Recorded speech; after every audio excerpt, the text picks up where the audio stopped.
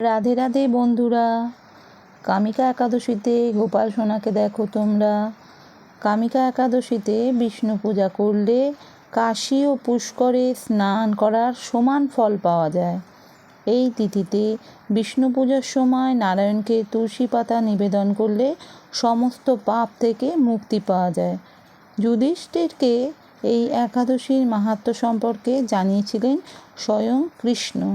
তিনি বলেন, যে ব্যক্তি কামিকা একাদশীতে বিষ্ণুর পুজো ও ব্রত পালন করে তার সমস্ত দুঃখ ও পাপ দূর হয় এবং জীবনের শেষে মোক্ষ লাভ করে সেই ব্যক্তি।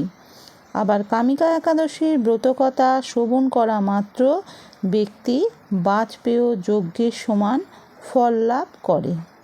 দেখো, আমার ননী সোনা স্নান করে সুন্দর করে সেজে বসে পড়েছে, আর পাশে আছে আমার রাধামা। রাধামাকেও খুব সুন্দর লাগছে। ওদের ভোগ দিয়ে দিয়েছি। ভোগ দর্শন করো আর বলো রাধে রাধে। ভিডিওটা ভালো লাগলে তোমরা অবশ্যই একটা লাইক আর কমেন্টস অবশ্যই করো। রাধে রাধে।